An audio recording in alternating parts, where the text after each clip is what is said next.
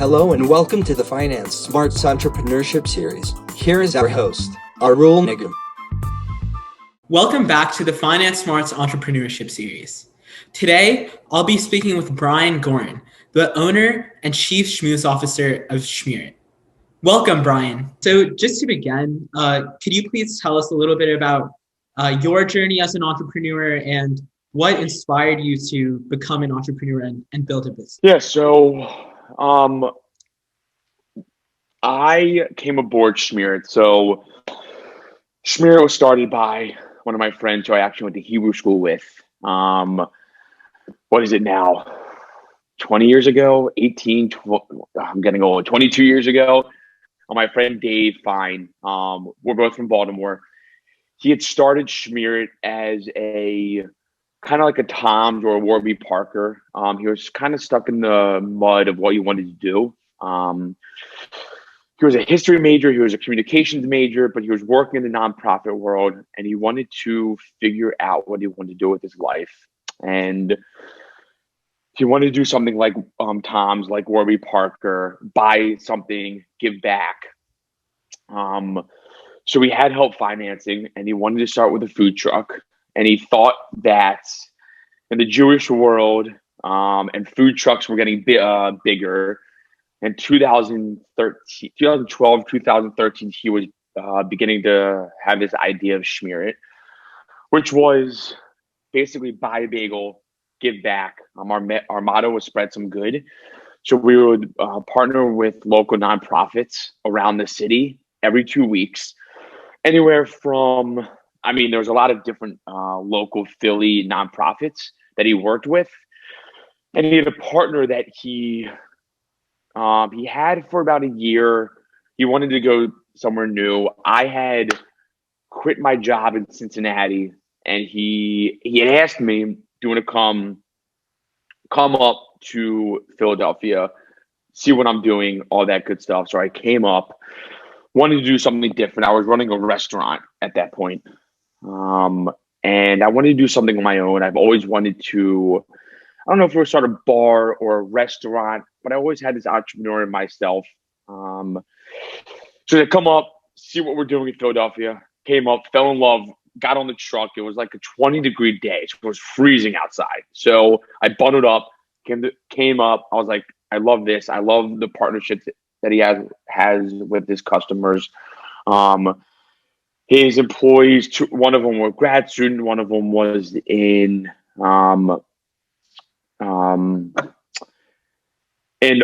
culinary school, and they were like different people, but with the same mindset. So I came up.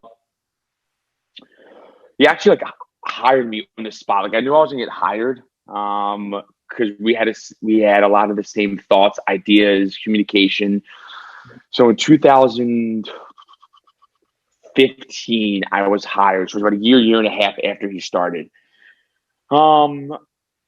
And I saw that he did a lot of good around the city of Philadelphia, local nonprofits, anywhere from Autism Speaks to Monster Milers to ASPCA to Ronald McDonald House, just to name a few. And it's something that I always wanted to do, not only help around the city, but like start and run my own business, from a food truck to a store to universities where you can build relationships from like 18, 19, 20, 21-year-olds, which we just were. We were 25, 26, like just out of college.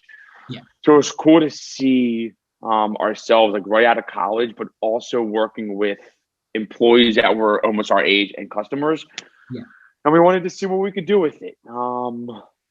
We saw a lot of our friends were in suits, sitting at a desk all year round, and we just didn't want to do that. It's not who we are. We're out in the field. We want to build relationships, and we wanted to see if we could grow this thing to a truck, to 5 stores, to 10 stores, to 15 stores, and do something different to what all of our friends did. Right. So it was something about doing something different than everyone we know. Was it luxurious? Was it going to work, making a lot of money, doing finance? No, but it was one of the things we always said was embrace the grind. So we liked getting up at 5 o'clock in the morning and doing something that none of our friends did. It was something unique to us. So it's how we started with what we did. That makes sense. So it sounds like part of the inspiration was just being attracted to challenges and trying to work to overcome it while still also doing good and giving back for your community. It's a grind. I mean, you entrepreneurs, I mean, I'm sure you've learned from everyone, it's not a 9 to 5 job. It's a 24-hour day, 7 days a week. You're constantly at the store 6 days, 7 days a week. You're not getting a lot of sleep. You're working when you get home. You're working when you're on vacation. You wake up at 5 o'clock in the morning, and as soon as you take a shower, you get in your car, you're thinking about the day. So it's different than even being a doctor or some of our friends who are in finance or developing. It's not that obviously it's not easier, but once 5 o'clock hits or once the weekend hits, they're not thinking about it. We constantly have to think about it and grind, how to get better, all that good stuff. So how did you, like early on, what were some of those challenges that you guys faced? Obviously, like you joined it very early on and now it's grown so much. So I'm sure there were a lot of different growing pains and challenges to get to that point. So early on, what did you face and how did you sort of overcome those challenges? Yeah, we're unique in our sense of we work with college students. We're on college campuses. We started with a food truck. So you can imagine we go to the truck one day, it doesn't start. We go to the truck, the engine isn't working. We go one day, it's 50 degrees out. Next day, there's a blizzard. So there's so many different things that we had to worry about. If the engine's not working, the truck is in the shop. So not only are we spending $3,000 getting the engine fixed, we're not making any money because we're not on campuses. It's cold outside, so people aren't going to go out and spend money. It's snowing out, so we can't even park the car. Then you have holidays and summer that, like winter break is coming up. We can't really work for a month because the students aren't there. Or spring comes, we're really busy from March to June. Then the kids go away. So during the summer, we're not as busy. So we're not in Center City, Philadelphia, that even if it's summer or winter, we have to really kill it for 6-8 months out of the year to offset those 4 months that we're not as busy. Not to mention, we're working with college students who, even though they don't mind working in the mornings or a couple days a week, like there's new college students every year, every 2 years. So there's constant turnover. Same with our college, same with our like clientele. A lot of entrepreneurs have clientele that they can build, either it's on the internet or Center City, Philadelphia, where it's young professionals or professors that are there every day and they're not going anywhere. Our college students if we get them to come to the truck junior and senior years, they leave. So there's constantly new customers that we're trying to build. Not to mention, like we're a bagel truck, not making an obscene amount of money. We're selling bagels for $3 a pop. So like the volume to us, we can't have 30, 40 people come and make a day. We need 80, 90 students to come every single day to turn a profit. Then our truck is broken down. Then we use that money and then we just start from square one. So there's a lot of different things. Not to mention, like, you're working 6-7 days a week on a food truck, freezing your butt off. Then it's 100 degrees out in the summer and we're hot. So there's a lot of different aspects of what we had to do to go from a truck to a store to 2 different stores, build relationships, find other managers. It's hard. It's not easy, as I'm sure you've learned from everyone's experiences. So can you talk a little bit more about that challenge with building and maintaining relationships with students? Since I actually didn't realize that before, but yeah, since there's so much turnover with the students constantly coming in and leaving, how do you build strong relationships that will last and bring you a reliable customer base for whatever term they're there? And how do you get out your name and build relationships with incoming students so you can capture their business for as long as they're going to be on campus? Yeah, so it's a great question. So my title actually for Schmear is Chief Schmooze Officer. It's the one thing I'm very strong at is building relationships with everyone that I know. What we did was we knew with fraternities and sororities and Hillel and faculty, we knew that feeds down. So you build relationships with a lot of the juniors and seniors at fraternities and sororities or Hillel, and they talk to the sophomores and freshmen, and they keep coming. One thing I've learned with college students is, and even relationships building, you have to find one or two things with every single person that you come in contact with that you have in common. So either it's a sports team, it's a movie they like, it's songs they listen to, it's a major that they have, it's what they're doing on spring break, it's vacations they've taken, it's knowing someone, it's a summer camp that they've gone to. So with the college students and being young, we could find a lot in common. A lot of the fraternity guys would come talk sports with me. I could talk sports for hours and hours and hours. I could talk movies with hours and hours and TV shows and vacations and summer camp. So you have to find that one thing. And with college students and being so close in age with them, they had a ton in common with them. So you can imagine, you'll see in college and you'll see growing up, you want to go to the places where you feel comfortable and that you have a relationship with. Even if it's the corner store that you love going to, just talking sports for 1 minute or your favorite TV show.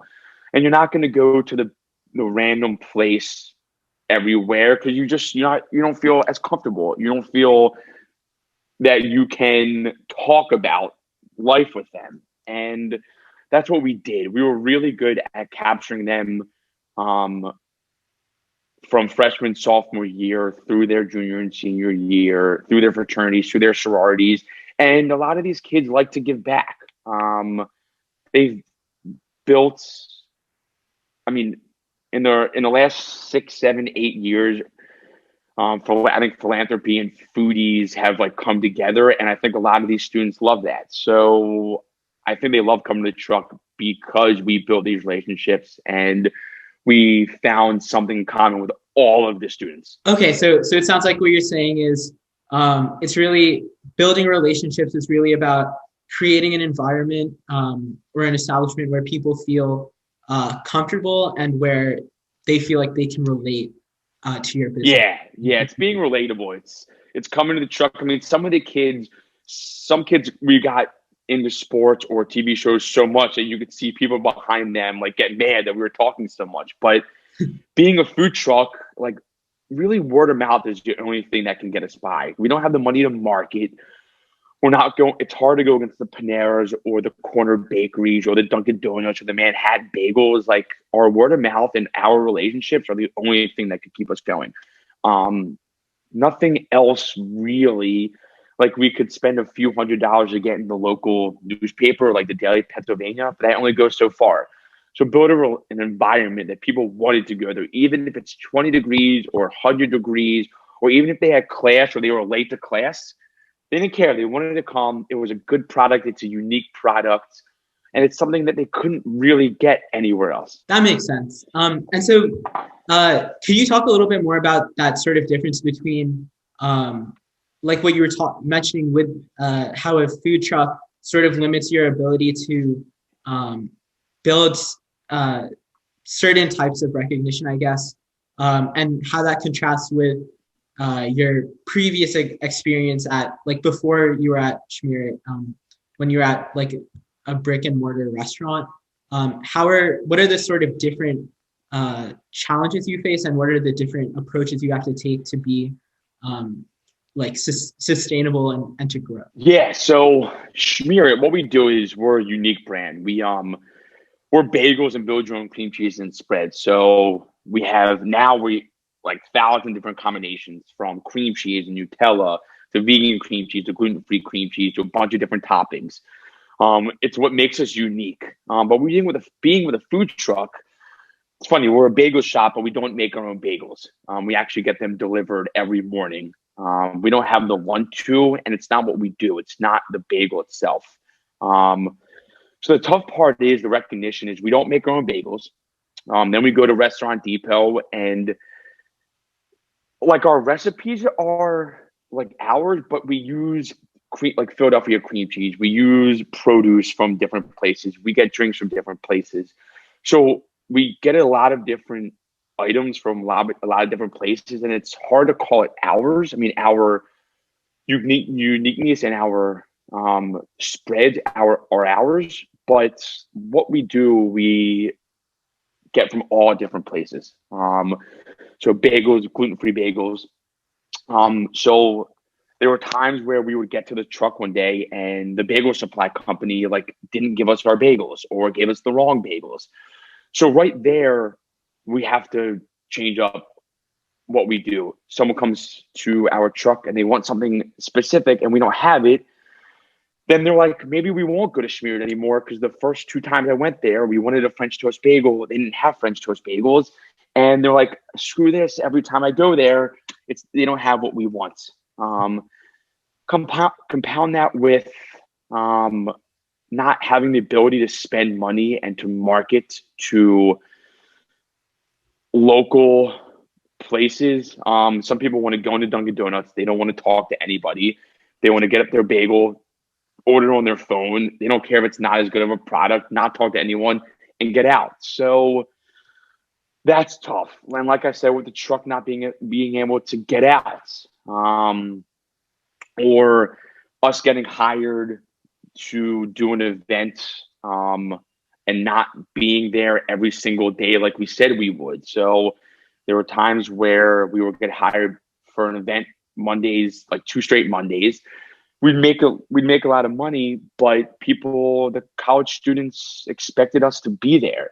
So then you're not there for 2 straight weeks, and then they're not going to show up, and then we have to like continue to build what we had. So when you have a brick and mortar, you're not really going to close unless the electricity goes out, there's a flood, like something like that. But if you're not there for 2 straight Mondays, students are like, are they going to be here that 3rd Monday? Then they're not going to come here. Then they're going to go somewhere else. They go to Dunkin' Donuts and they get this great bagel and cream cheese, and they're like, I'm not going to go back to Schmear anymore. So it's the consistency of what we do and try not to rely on everything else. But in the same time, we have to rely on everybody else. So it's very tough with just having a food truck. Now, luckily, we built the brick and mortar and we built another store that if the truck couldn't go out for a week, they could go to the brick and mortar and be totally fine. Well, with just the truck and starting out, everything had to go almost perfectly every single day to be successful. And when it didn't, you had to figure out different ways to use our schmooze and use our charm to try and go to the next day. So I guess it sort of connects back to the idea of relationship building, where if people are like relying on you, you can't betray their trust, and you have to Exactly. have that reliability. So to continue to build that relationship, I guess. And yeah, with the food. The trade. Yeah, with the food, like we always say, especially with breakfast, lunch and dinner, everyone likes something different for lunch and dinner. But for breakfast, people have their routine. Yeah. Get the same coffee, same bagel. Lunch, dinner, they want to change it up, but not for breakfast. It's always the same. Yeah. So we really had to be consistent. And even if we weren't there for a day or two, it changes the whole ball game. And you don't think about it, and many people don't think about it, but those are the little things that with us being entrepreneurs and being young and grinding, it sucks when you're not there for a week and these people, they rely on you. If we didn't have the food brick and mortar, just the food truck, we would get messages, tweets like, are you guys okay? When you coming back? Because they wanted to see us. They felt bad, but it broke up their routine, and it hurt the bottom line. It broke our trust, and we had to build it back. It stinks. Like, you're not there for 2 weeks. You keep having to build back the trust. brick and mortar, it's much easier if you can close a day or two. With a food truck, it was much harder to keep their trust. So now I want to turn to something else about sort of your lessons overall in your journey as an entrepreneur. First of all, what would you say is the hardest part of being an entrepreneur? The lucky ones. So we all grind. All entrepreneurs grind, like I said. I think the toughest part, the question was, what was the hardest part of being an entrepreneur? Yeah. It's working 7 days a week. It's you're spending a lot of money, you're not really making a lot of money. So you're sacrificing weekends, you're sacrificing nights, you're sacrificing mornings, and you're not making a lot of money, especially with what we did. A lot of entrepreneurs, if it was software or technology, or if it was something so unique that hit so quickly, and they get very lucky and they hit very quickly. But for guys like us, we were young. So luckily we're not 40, 50 years old, and money isn't the end all be all. But when you're in mid-20s, late 20s, you're living in a big city, you're not making a lot of money, you're grinding, and you're relying on a lot of pieces around you to work. I mean, it's really tough that some days you're not making any money, you're trying hard to make ends meet. You're letting down all of your customers, you're letting down your employees. Like, a lot of the employees are looking to us to get paid. So these employees would work 5 days a week, and then the truck wouldn't be out, and they wouldn't get paid, and then they wouldn't trust us. So it's relying on a lot of other people to make sure you're doing well. Compound that with not making a lot of money, not sleeping a lot, thinking of ideas of how to get better, how to build more relationships, how to make more money. It's tough. Being an entrepreneur, you have to sacrifice a lot. Holidays, weekends, friends, family, relationships with significant others, and trusting other people, trusting that employees are going to show up. If you work at restaurants or big companies, and if one or two employees don't show up, it's fine. If we have a big catering event and we have to get the truck out and an employee calls in sick, then the whole day is changed. Right. So it's thinking on your feet every single day, and trying to get better every single day. It's not easy. A lot of people aren't built for it. A lot of people aren't built for the grind. A lot of people aren't built for figuring it out. A lot of people are built for sitting behind a desk, having people tell you what to do. But we like the autonomy of trying to figure it out. And I think that is the hardest part of knowing yourself, to understand that's what you want to do. You want to try and figure it out. You want to try to learn every day.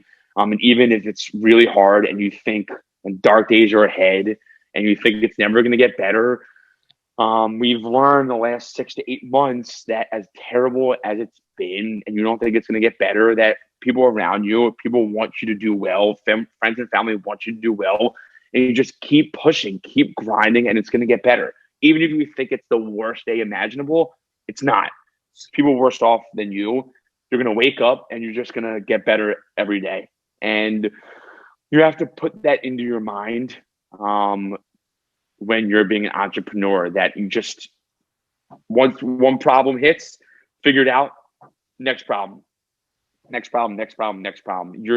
You constantly have to put out little fires, but you are learning on the job and you'll figure it out. So I guess my final question actually might be an extension of what you were discussing at the end there, which is basically, what is your greatest piece of advice for a young entrepreneur who wants to follow the same path that you're following, but they're just starting out and they don't really know where to begin? They just know they have an idea and the entrepreneurial spirit. Yeah, so it's a great question. I mean, there's a couple of things that come to mind. So I've said it a lot. It's embracing the grind. If you don't embrace the grind and embrace that it's going to be hard and there's going to be challenges and you're going to have to figure out things, then you're not going to be successful. We think it's just going to get handed to you and you're not going to build relationships, that you have this grand idea, you have this business plan, and you can sleep in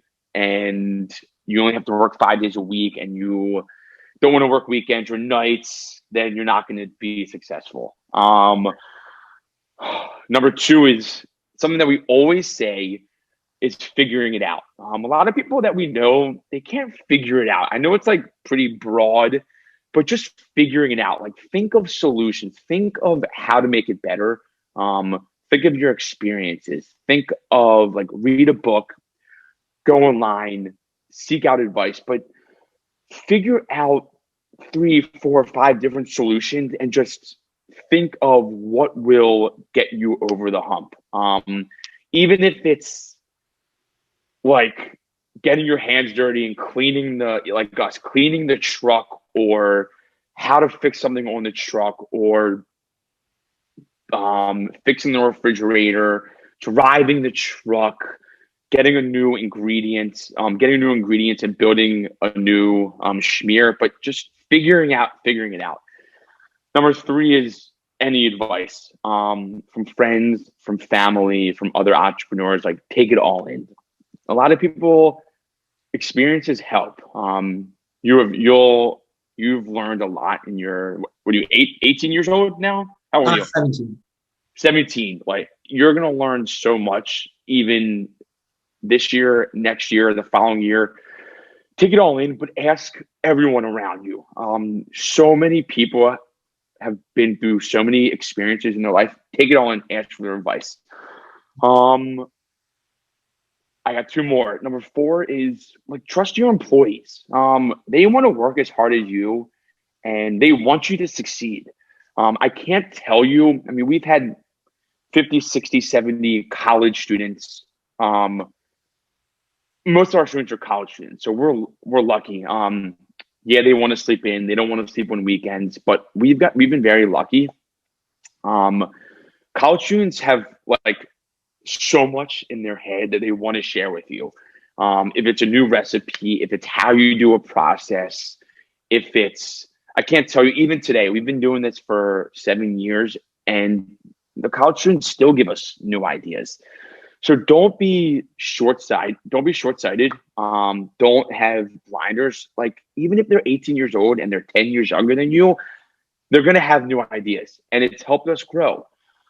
And number 5 is, what was number 5? Always get better.